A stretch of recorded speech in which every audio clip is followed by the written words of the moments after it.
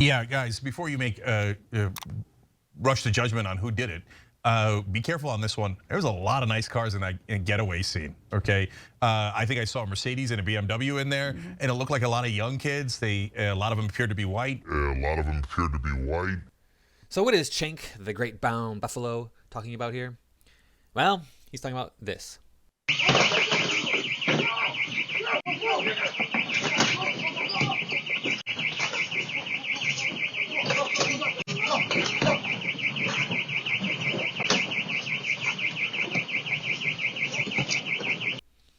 And a little bit of this.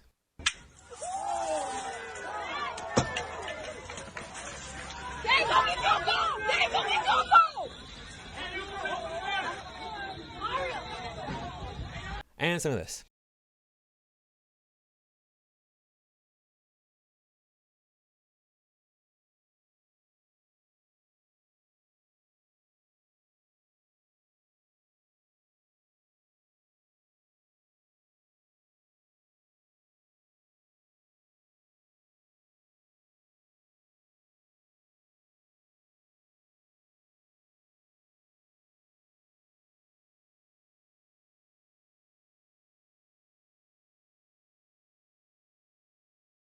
He's talking about the rise that we've seen lately in flash rob crimes, these organized cells of thieves that are going into stores and within a few minutes stealing thousands, even millions of dollars worth of merchandise. Now, before we get started, I do want to apologize for YouTube. I know a lot of you have been leaving comments on my videos on the Jussie Smollett video, the Jussie Smollett video. A lot of you left comments that were instantly removed, I'm sure, by YouTube. I don't know how long they stayed up. I do see those comments, by the way, so I know what you're writing, but I can't respond to them. And I mean, in the defense of YouTube, there was a guy who, he left an advertisement in the comments that was to hire him for services for which we employ capital punishment for. Just put it that way. Now, that is illegal, as far as I know. Like, freedom of speech be damned. There's a lot of things that are illegal when it comes to speech in the United States. We've all seen To Catch a Predator. You can't solicit minors for certain things if you're an adult. You can't solicit, how would you say, the ladies of the night for certain services either. Those things are just not allowed in the United States. They're illegal. So YouTube, of course, got very unhappy with my channel, and comments were blocked for a while. I had to figure out how to turn them back on. And so I understand that they're trying to make this a safe community, but they're going overboard. They're going over. So I've not seen anything in any of the comments that you left on the Jussie Smollett video that was inappropriate. But I mean, YouTube is, I guess, crossing their T's and dotting their I's. But thank you for stopping by. I do appreciate everybody coming to my channel. I do appreciate you commenting. Please continue to comment. Don't think it's a lost cause, because that does still help the algorithm. Even if those comments are taken down, it still helps my channel grow. And I do need to get this channel to grow. We are hopefully I can make it to 700 in the next 2 weeks. We'll see. I don't think it's going to happen. We don't have much time before the next year comes. And it sounds so pathetic. I mean, there's people going, oh, let's get to 700,000 in the next 2 weeks. And I'm going, yeah, let's get to 700 in the next couple weeks. Drop a like on the video. If you like it, drop a like on it. And share it on social media, get the word out about my channel and what I do, what I talk about. I want to make sure that all of this information is brought to the public so that we all need to fight against this insanity that's taking over the country. But let's get into this Young Turks video and see what they have to say. A coordinated group of more than 80 people stormed into a Nordstrom's in a wealthy suburb of San Francisco on Saturday night, running into their cars as soon as they took a bunch of items from the store, as much as they could carry. And by the way, this was part of a string of burglaries and robberies that have been taking place in the area. So even in this weekend, there were several of them. Now, the robbery was over within minutes, as was reported by USA Today, as thieves armed with crowbars and wearing ski masks streamed out of the Nordstrom into the dozens of cars lining the block. It was very clear that this was an organized crime, because we're literally talking about more than 80 people. They had the getaway cars ready to go. They outnumbered the police in the area. They swarmed in, got out with the items. Now, this is in Walnut Creek, and the Walnut Creek Police Department say that one employee was pepper sprayed and 2 others others were punched and kicked. So some of the workers at this Nordstrom were in fact injured as a result of this. And onlookers did give their take on the chaos that ensued. The manager at a nearby PF Chang's said there was a mob of people. The police were flying in. It was like a scene out of a movie. It was insane. And we have one quick video to show you of that scene. Let's take a look.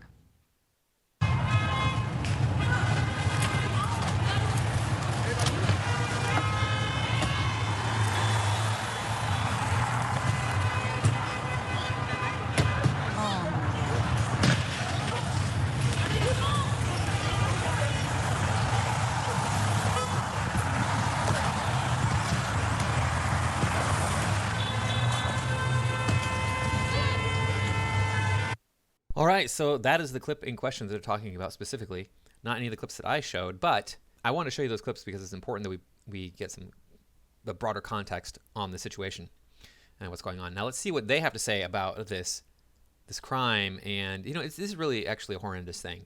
It needs to stop. It's not as bad, of course, as like terrorism and things of that nature, but still, it's something that shouldn't happen. I think it's incredible, like how brazen this was, especially considering the fact that they're getting into cars with the license plates just in plain view. So far, 3 individuals have been arrested. Police are reviewing the surveillance to see if they can find any others. Now notice how they have not once so far mentioned the race of the individuals in here. And there's a reason for that. The media is not going to mention the race of any of these people. Yeah, guys, before you make rush to judgment on who did it, be careful on this one. There was a lot of nice cars in that getaway scene, okay? I think I saw a Mercedes and a BMW in there, and it looked like a lot of young kids. A lot of them appeared to be white. Yeah, a lot of them appear to be white.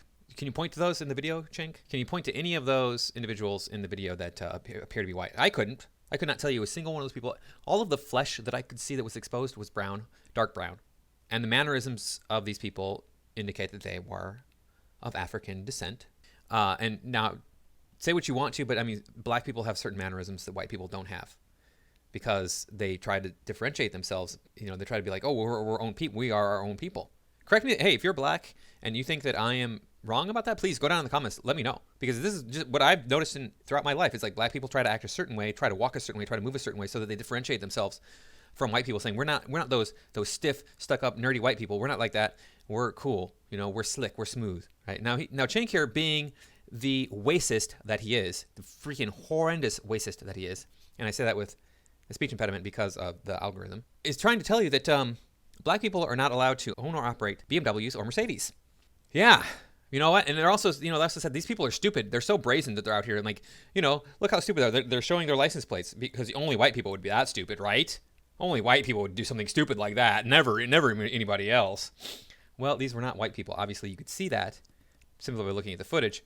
And finally, you know what? Mercedes, BMW, and Lexus are super common in California. When I first moved out here to California, I was like, what's with all the Mercedes and BMWs? What are these people like? Everybody's like Rockefeller here. They got all these fancy cars. But no, it's just commonplace. Everybody has them.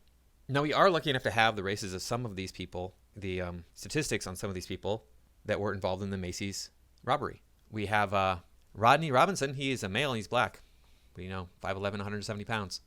We have Dana Dawson, a black female, 155 pounds. And we have Joshua Underwood. He's black, 5'11", 360 pounds. Wow, he's a big boy. I don't know how he managed to participate in this. He's so big, he couldn't run fast. I guess that these 3 people that the police arrested and have the information on, these were just the unlucky 3 black people involved in the whole robbery. Everybody else was white, right? That's how that works. So let's keep going here. And so it is a rich area of town.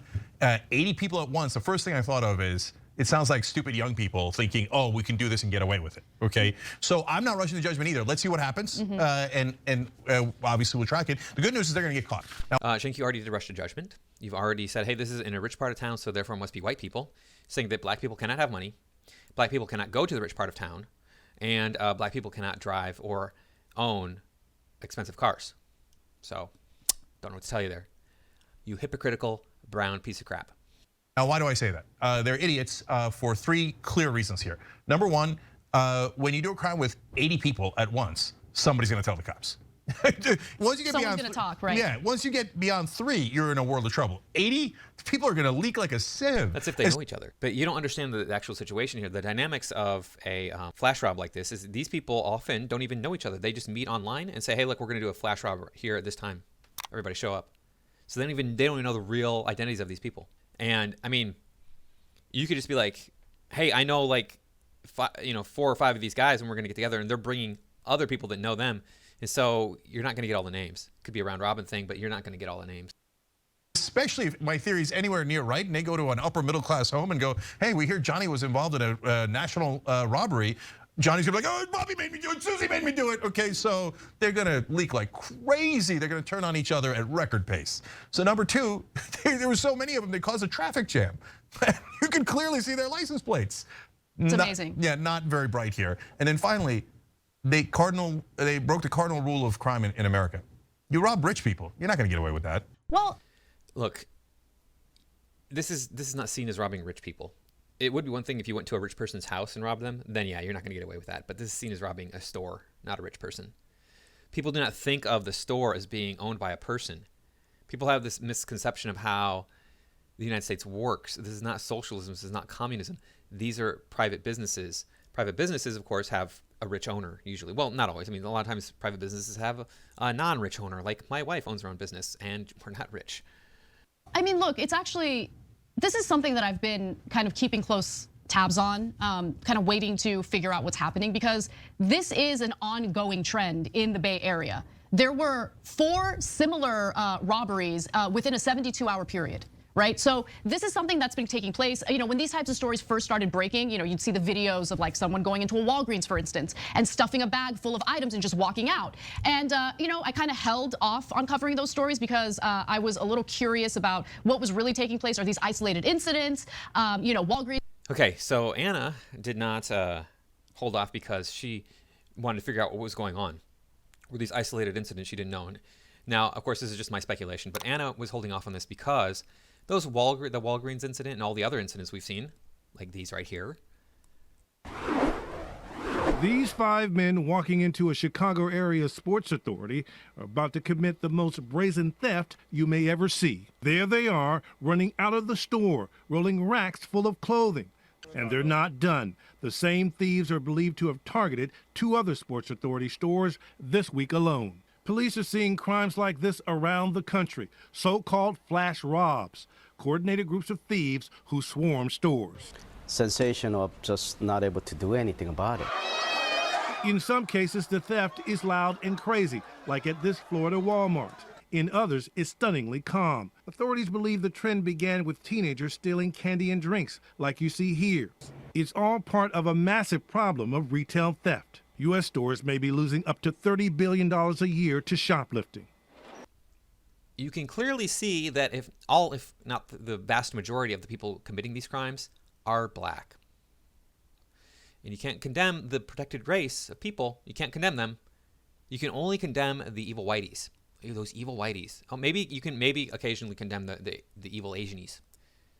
Those evil Asian people. Those people. They're almost as bad as the whites. Almost as bad as those whiteys.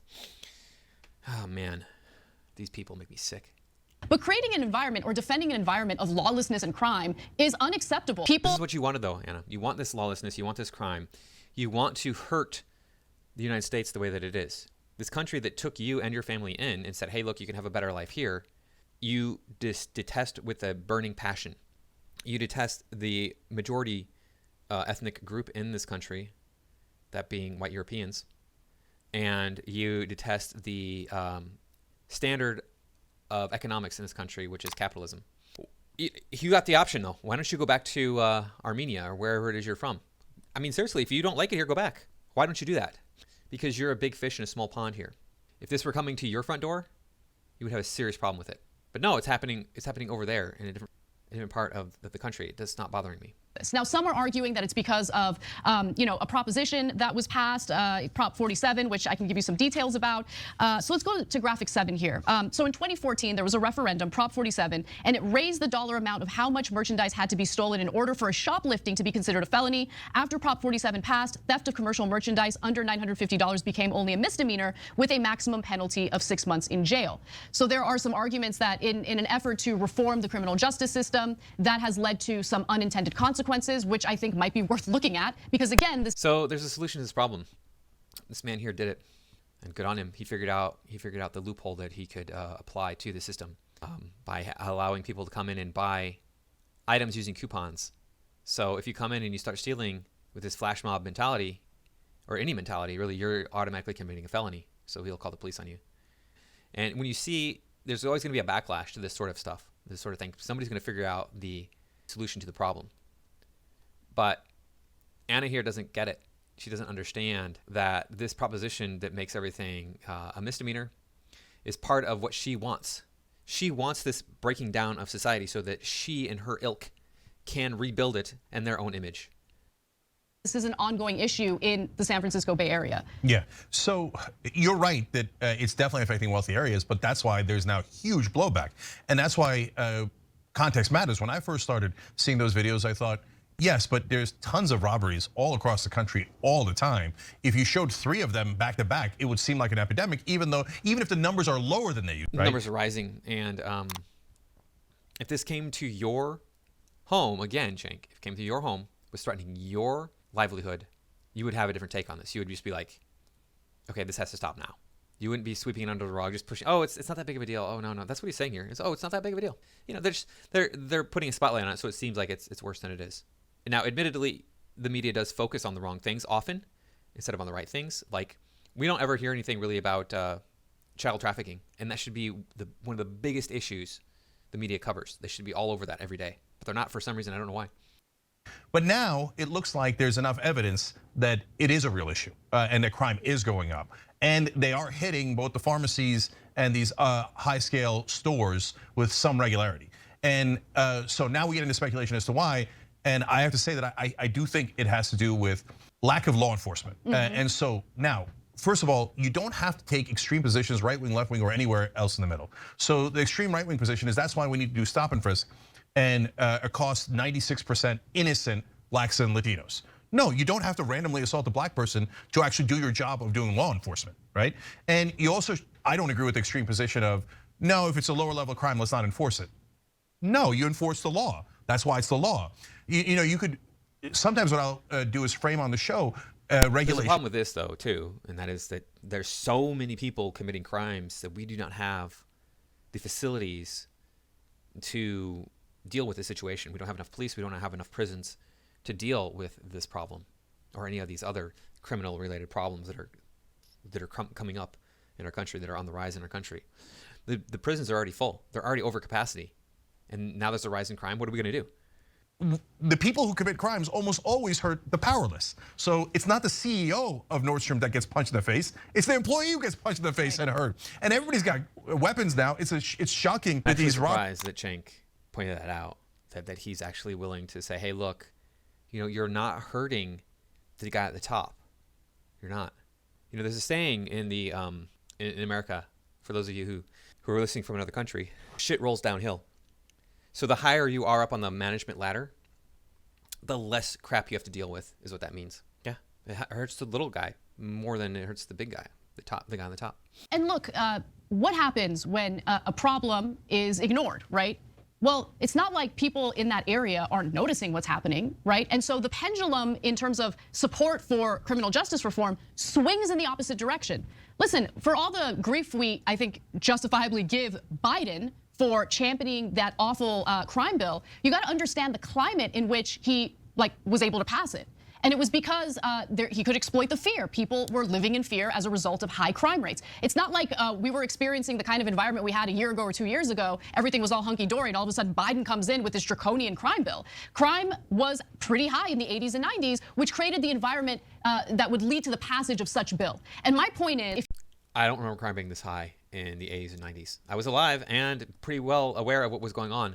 I have experienced more crime living in California than I have living in any other part of the country. I've been the victim of more crimes living in California than I have in any other part of the country I've lived in. And I've seen this traveling across the country. People are more anarchical in California than they are in other parts of the country that I've been to. People just are like, it's my way or the highway. I'm going to do what I want. If you ignore these issues and pretend like they're non-issues, the communities that are experiencing these problems are not going to think they're non-issues, and they're going to be far more supportive of draconian policies that have far worse unintended consequences. So that's something that I really wanted to get across. And then the other thing, you mentioned the lack of policing. You're right about that. So when it comes to the San Francisco Police Department, currently, right now as we speak, they're short 400 officers. We're also living in the pandemic era where people have their face coverings, which provides a disguise, or they can cover their identity and commit these crimes and get away with it. So I think that it's a mix of different factors, and it's become a problem that I do think needs to be addressed. Look, by the way, if you want to talk about political blame, this phenomenon clearly started under Trump. So I don't think that it's Of course. I mean, you had to blame somebody who's worse than Biden, whoever that is. In your mind, Trump is worse than Biden. So, it's all always blame the white guy. Well, you got two white guys. We got to choose the worst one of those two. Trump's a white guy, Biden's a white guy. Which one's worse? In the mind of the brown buffalo, Trump is worse. Trump thing. I don't think it's a Biden thing. And although I am worried about the so-called blue flu, where law enforcement sometimes goes, oh yeah, you want to defund the police? Then we're not going to do our jobs.